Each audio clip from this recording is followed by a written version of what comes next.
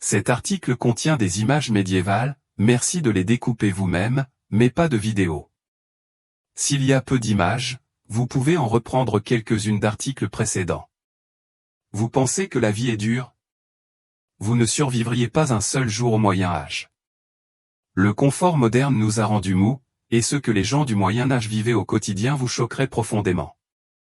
Parlons de la nourriture médiévale, de ces trucs qui vous feraient retourner au XXIe siècle en un clin d'œil.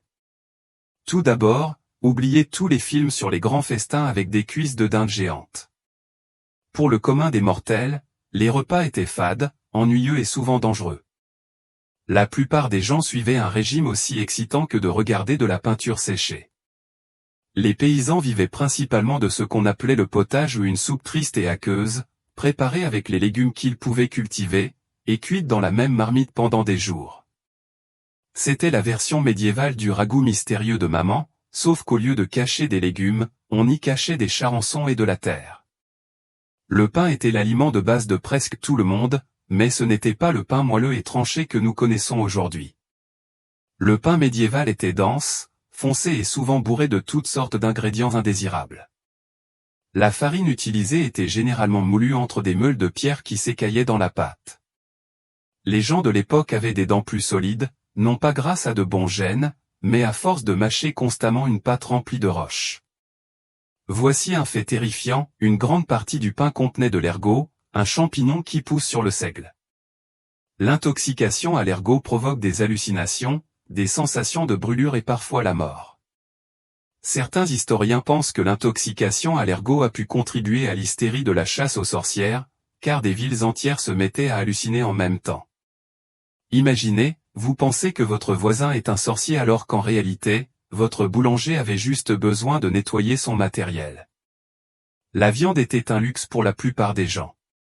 Lorsqu'ils en obtenaient, elle était souvent à la limite de la pourriture, faute de réfrigération.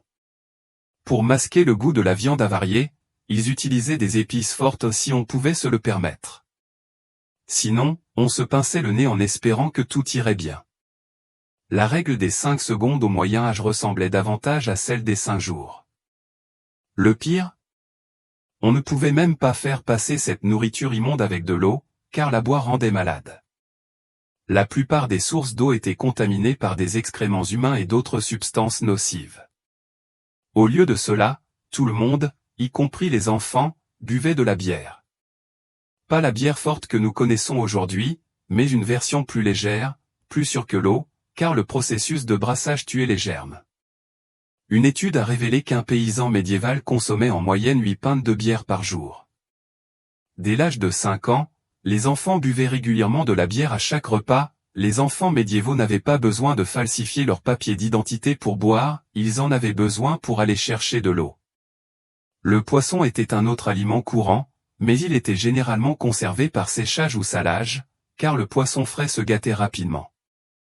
Les habitants des côtes pouvaient se procurer du poisson frais, mais ceux de l'intérieur des terres le recevaient plusieurs jours, voire plusieurs semaines, et sa simple odeur suffisait à les assommer. Vous avez probablement déjà l'estomac noué, ce qui nous amène à l'horreur médiévale suivante. Pour le commun des mortels, aller aux toilettes signifiait utiliser un pot de chambre, un simple bol ou un seau rangé sous le lit. Une fois rempli, il fallait le vider soi-même ou attendre que quelqu'un vienne le récupérer. Où les vidaient-ils? Généralement par la fenêtre, dans la rue en contrebas. La version médiévale de « attention en bas » ne concernait pas la chute d'objets, mais la chute d'excréments. La pratique courante en ville consistait à crier simplement « garde à l'eau » avant de jeter ses déchets par les fenêtres du haut. Cet avertissement venait de l'expression française « garde à l'eau ».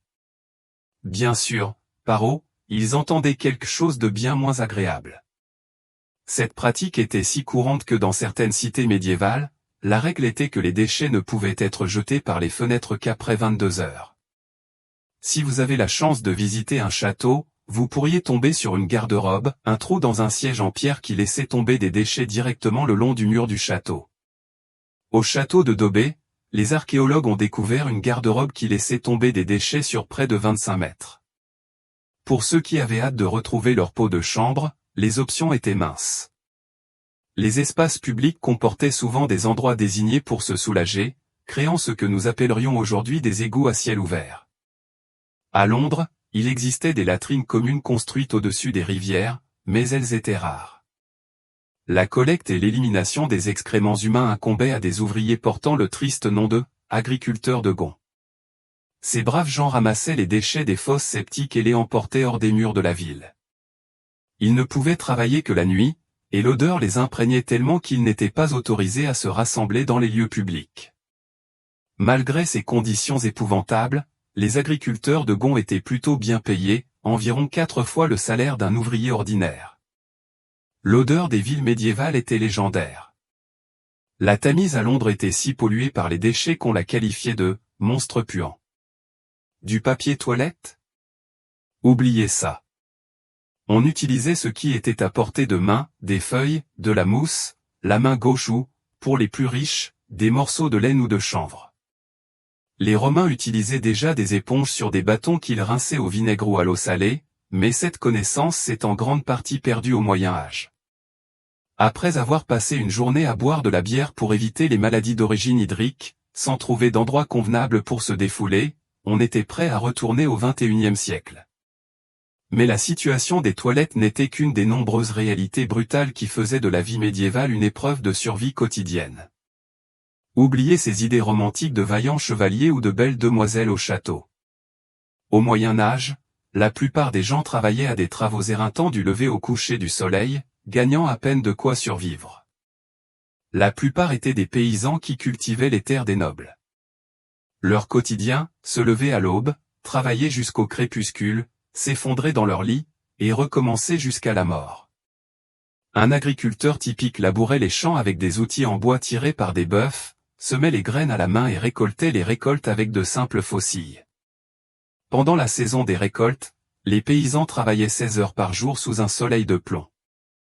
Des archives de l'Angleterre médiévale montrent qu'un ouvrier agricole moyen brûlait plus de 4000 calories par jour rien qu'en travaillant physiquement. Les agriculteurs médiévaux n'avaient pas besoin d'abonnement à une salle de sport, ils avaient juste besoin de survivre. Pour ceux qui n'étaient pas agriculteurs, les métiers et l'artisanat offraient des carrières alternatives, même si elles s'accompagnaient de difficultés. Les forgerons passaient leur journée dans des forges enfumées, respirant des vapeurs toxiques et risquant brûlures et blessures aux yeux. Les tanneurs qui transformaient les peaux d'animaux en cuir travaillaient avec de l'urine et des produits chimiques toxiques qui jaunissaient leur peau et leur procuraient des odeurs désagréables qui les suivaient partout. Envie de devenir artisan qualifié? Mieux vaut commencer jeune.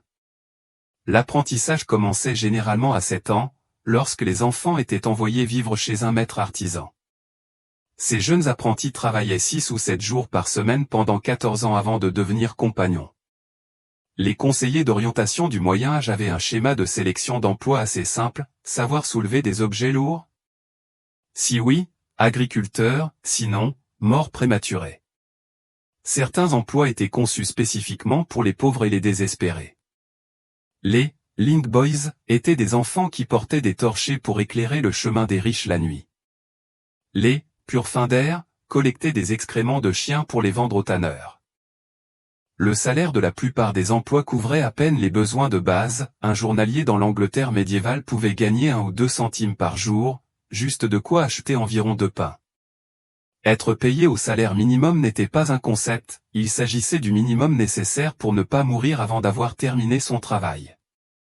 Avec un travail aussi exigeant physiquement et une mauvaise alimentation, le corps s'épuisait rapidement. La maladie était omniprésente, la médecine était pratiquement inexistante, et ce qui passait pour des soins de santé serait aujourd'hui considéré comme une torture. Au Moyen Âge, WebMD n'avait qu'un seul diagnostic, vous allez probablement mourir. Un simple rhume ou une grippe que nous traitons par le repos et des médicaments sans ordonnance pouvait être une condamnation à mort sans compréhension des germes ou des infections. Au Moyen Âge, on croyait que la maladie provenait d'un nerf vicié ou d'un déséquilibre des 4 humeurs corporelles, le sang, les mucosités, la bile jaune et la bile noire. Vous avez de la fièvre? Il est temps de procéder à une saignée. Il s'agissait d'ouvrir une veine et de drainer le sang dans un bol. Les médecins médiévaux avaient une solution à tout, vous avez trop de sang? Laissez-moi vous arranger ça. Les sangsues étaient un autre traitement populaire. Ces parasites suceurs de sang étaient appliqués sur la peau pour extraire le « mauvais » sang. Un texte médical recommandait d'utiliser 70 sangsues à la fois pour certaines conditions. Le taux de mortalité dû aux maladies était stupéfiant, environ 30% des enfants mouraient avant l'âge de 5 ans et l'espérance de vie moyenne était comprise entre 30 et 40 ans. La peste bubonique a tué environ 50% de la population européenne au milieu du XIVe siècle. Les problèmes dentaires étaient particulièrement terribles, sans brosse à dents appropriée ni compréhension de l'hygiène dentaire, la carie dentaire était courante. Les dentistes médiévaux n'avaient pas besoin de rendez-vous, ils attendaient simplement que quelqu'un crie assez fort pour être entendu dans toute la ville. Même les médicaments disponibles étaient souvent mortels. Le mercure était prescrit pour toutes sortes de maladies, des affections cutanées à la syphilis. Les médicaments sur ordonnance n'avaient pas besoin d'étiquettes d'avertissement concernant leurs effets secondaires, l'effet secondaire était toujours « pourrait vous tuer plus vite que la maladie ». Le pire ? De nombreuses maladies se propagent à cause d'une mauvaise compréhension de l'hygiène. Leur idée de désinfectant pour les mains consistait à s'essuyer les paumes sur leurs vêtements déjà sales, ce qui revient à essayer de nettoyer une chaussure boueuse avec une chaussette sale. Même si vous avez survécu d'une manière ou d'une autre à tous ces traitements médicaux médiévaux, vos problèmes étaient loin d'être terminés. La vie au Moyen Âge trouvait de nombreuses autres façons de faire de chaque jour un défi. La justice au Moyen Âge n'était pas seulement aveugle, elle était carrément cruelle, injuste et souvent complètement aléatoire. Le système juridique fonctionnait selon des principes qui feraient hurler d'horreur les avocats modernes. Les lois variaient énormément d'une ville à l'autre. Ce qui était parfaitement légal dans un village pouvait vous faire jeter dans un cachot à seulement 8 km de là. Il n'y avait pas de code juridique standardisé, et la plupart des gens ordinaires n'avaient aucune idée de ce qui était réellement contraire à la loi jusqu'à ce qu'ils soient accusés de l'avoir enfreinte. Les « droits Miranda » médiévaux consistaient en « vous avez le droit d'être puni, vous avez le droit de demander grâce, bonne chance avec ça ». La punition était rarement proportionnelle au crime. Des délits mineurs comme voler de la nourriture lorsqu'on mourait de faim pouvaient entraîner l'amputation d'une main. Dans l'Angleterre médiévale, plus de 200 crimes différents étaient passibles de la peine de mort, notamment l'abattage d'un arbre dans la forêt du roi ou le vol de biens valant plus de 12 pence. Les procès n'avaient rien à voir avec notre système judiciaire moderne. Si vous étiez accusé d'un crime, prouver votre innocence impliquait souvent un procès par épreuve. Une méthode courante consistait à faire porter à l'accusé une barre de fer rouge sur 9 pieds, si vos brûlures guérissaient proprement en 3 jours, vous étiez innocent, si elles s'infectaient, ce qui était presque garanti sans la médecine moderne, vous étiez coupable. Leur version du test du détecteur de mensonges était essentiellement « voyons si Dieu empêche cette chose douloureuse de te faire du mal ». Une autre méthode populaire était le procès par l'eau, l'accusé était attaché et jeté dans une rivière ou un lac. Si vous couliez, vous étiez innocent, si vous flottiez, vous étiez coupable et exécuté. La logique, l'eau étant pure, rejetterait le coupable. Cela crée une situation littéralement sans issue pour l'accusé. Pour les personnes reconnues coupables, les méthodes d'exécution étaient conçues pour être aussi publiques et terrifiantes que possible. La pendaison était en fait l'une des méthodes les plus clémentes. L'écartèlement, où le condamné était traîné dans les rues par des chevaux, pendu jusqu'à ce qu'il soit presque mort, éventré alors qu'il était encore vivant, décapité, puis coupé en 4 morceaux, était réservé aux pires crimes comme la trahison. Les exécutions publiques étaient des événements communautaires, attirant souvent d'immenses foules qui apportaient de la nourriture et des boissons comme si elles assistaient à un festival. Les options de divertissement médiéval étaient limitées, vous pouviez regarder quelqu'un être exécuté ou rester à la maison et regarder votre mur. La plupart des gens choisissaient l'exécution. Les nobles étaient rarement confrontés au même système judiciaire que les roturiers. Si un noble était accusé d'un crime, il pouvait souvent exiger un procès par combat et engager un combattant professionnel pour le représenter. Les riches criminels pouvaient également payer le prix du sang aux familles des victimes pour éviter d'être punis. Pendant ce temps, les pauvres accusés de crimes n'avaient pratiquement aucune option de défense. Et les prisons ? Les prisons médiévales n'étaient pas destinées au châtiment de longue durée, elles servaient de cellules de détention jusqu'à ce que la peine soit effectivement exécutée.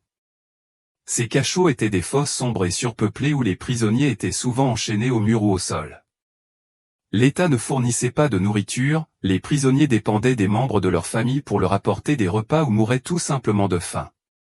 La torture était une partie standard du processus juridique, utilisée non seulement pour punir mais aussi pour obtenir des aveux.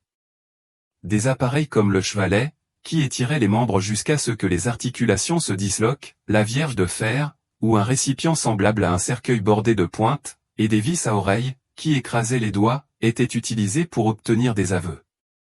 Vrai ou faux, la plupart des gens avouaient n'importe quoi juste pour mettre fin à la torture, qui conduisait généralement à l'exécution de toute façon. La devise du système judiciaire médiéval aurait tout aussi bien pu être « avouer ou souffrir et souffrir quand même ». L'humiliation publique était une punition courante pour les délits mineurs. Être enfermé dans les stocks signifiait s'asseoir sur une place publique avec la tête et les mains coincées entre du bois et des planches tandis que les citadins vous jetaient de la nourriture pourrie, de la boue et pire encore. Le tabouret de plongée était principalement utilisé pour les femmes accusées de bavarder ou de se disputer avec leur mari, elles étaient attachées à une chaise et plongées à plusieurs reprises sous l'eau. Au Moyen Âge, l'application de la loi était tout aussi primitive. Il n'existait pas de police professionnelle. Les villes embauchaient des veilleurs de nuit, souvent des hommes âgés, jugés trop âgés pour un travail régulier. Leur principale tâche était de donner l'alerte en cas de crime ou d'incendie. Les flics médiévaux ne vous lisaient pas vos droits, ils criaient simplement « Stop, voleur !» et espéraient que quelqu'un dans la foule avancerait une jambe pour vous faire trébucher. Même si vous étiez innocent, le simple fait d'être accusé d'un crime pouvait ruiner votre vie. Le concept d'innocence jusqu'à preuve du contraire n'existait pas. Une fois accusé, vous étiez essentiellement présumé coupable, et la charge vous incombait de prouver le contraire d'une manière ou d'une autre à travers ces épreuves horribles. Si le système juridique ne vous tuait pas, vous survivriez peut-être assez longtemps pour vivre une autre terreur médiévale, la guerre. La guerre médiévale n'avait rien à voir avec ce que l'on voit dans les films. Oubliez les batailles glorieuses avec des chevaliers brillants chargeant à travers des champs ouverts, le véritable combat médiéval était chaotique, brutal et presque certainement fatal pour la personne moyenne. Les guerres étaient constantes. Pendant la guerre de 100 ans entre l'Angleterre et la France, les combats se sont prolongés de 1337 à 1453, soit 116 ans de conflits intermittents. Au Moyen Âge, l'homme moyen vivait plusieurs guerres au cours de sa vie, contrairement à aujourd'hui, où de nombreuses personnes vivent toute leur vie sans voir de combat de leurs propres yeux. Parlons d'armure. Seuls les chevaliers les plus riches pouvaient se permettre une armure de plaque complète, qui coûtait à peu près l'équivalent d'une voiture de sport moderne. Un ensemble complet d'armure de plaque représentait environ 2 à 3 ans de salaire d'un artisan. La plupart des soldats portaient des vêtements en tissu matelassé appelés gambins, parfois ornés de quelques plaques de métal cousues s'ils avaient de la chance. Les chevaliers en armure étincelante étaient la version médiévale des propriétaires de voitures de sport de luxe, rares, ostentatoires et probablement pour compenser. Qu'en était-il des armes ? Les épées étaient coûteuses et principalement utilisées par les chevaliers et la noblesse, les soldats ordinaires utilisaient des lances, des haches ou des outils agricoles adaptés au combat. L'arme médiévale la plus redoutée était en fait l'arc long, capable de percer la plupart des armures à courte portée. Les archers longbow anglais s'entraînaient dès l'enfance, développant des squelettes déformés sous l'effort physique de tirer des arcs de 90 kg des milliers de fois. Les batailles médiévales étaient incroyablement meurtrières. Lors de la bataille de Teuton en 1461, environ 28 000 hommes périrent en une seule journée, soit environ 1% de la population masculine d'Angleterre. Nombre d'entre eux moururent de froid dans la tempête de neige qui accompagna la bataille avant même d'avoir participé au combat. Les blessures de guerre étaient presque toujours mortelles par infection, même si elles ne mettaient pas immédiatement leur vie en danger. Pour les paysans, le pire de la guerre n'était même pas les batailles, mais ce que faisaient les armées entre les combats. Les armées médiévales vivaient de la terre, ce qui signifie qu'elles prenaient la nourriture et les provisions dont elles avaient besoin dans les villages environnants. Cela impliquait souvent de brûler les récoltes, d'abattre le bétail et de détruire les habitations. Les soldats des deux camps saccageaient les communautés, laissant les civils mourir de faim. La version médiévale de « soutenir nos troupes » signifiait « s'il vous plaît, ne prenez pas toute notre nourriture et ne brûlez pas nos maisons. Les sièges étaient particulièrement horribles. Lorsqu'une armée encerclait un château ou une ville fortifiée, ceux qui y étaient piégés étaient confrontés à une famine progressive. Lors du siège de Paris en 885 à 886, les habitants en vinrent à manger des rats, des chats, et finalement à se manger entre eux. Les sièges pouvaient durer des mois, voire des années. Le siège de Candie, aujourd'hui Héraclion, au XVIIe siècle dura 21 ans, soit le plus long siège de l'histoire. Les maladies tuaient bien plus de soldats que les combats. Les armées créaient des conditions idéales pour la maladie, des milliers d'hommes vivaient dans des conditions d'hygiène précaires, avec une nourriture limitée et une eau contaminée. Pendant les croisades, les armées européennes perdaient souvent la moitié de leurs hommes à cause de la maladie avant même d'atteindre leur destination. Les médecins militaires médiévaux avaient deux traitements, frottez-vous un peu de terre, pour les blessures légères, et, préparez-vous à rencontrer votre Créateur, pour tout le reste. Les civils pris au piège dans les zones de guerre étaient confrontés à des choix terribles. Fuir signifiait abandonner maison et biens, risquant de mourir de faim sur la route, rester impliqué de s'exposer aux violences des armées de passage. Les femmes et les enfants n'étaient pas épargnés, les chroniques médiévales décrivent des villages entiers massacrés, sans distinction d'âge ou de sexe. Si vous parveniez d'une manière ou d'une autre à éviter d'être enrôlé dans ces conflits sanglants, à survivre aux armées itinérantes et à ne pas mourir de faim à cause des famines causées par la guerre, vous devriez quand même endurer la misère générale de la vie médiévale quotidienne. L'odeur vous frappait en premier.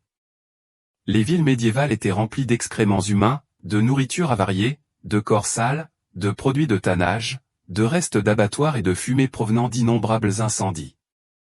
Sans ramassage des ordures, les détritus s'entassaient dans les rues ou étaient jetés dans la rivière la plus proche. Les bouchers déversaient entrailles et sang d'animaux juste devant leur boutique.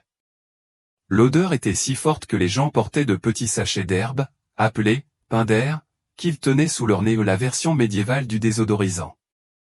C'était une substance légèrement moins odorante pour masquer l'odeur nauséabonde. L'hygiène personnelle était pratiquement inexistante. La plupart des gens ne prenaient de bain que quelques fois par an, généralement au printemps et à la fin de l'été. Beaucoup pensaient que le bain ouvrait les pores et permettait aux maladies de pénétrer dans l'organisme. Pendant les mois d'hiver, on pouvait passer 4 à 5 mois sans se laver. Les poux étaient si courants que les peignes spéciaux pour les éliminer étaient des outils de toilette courants.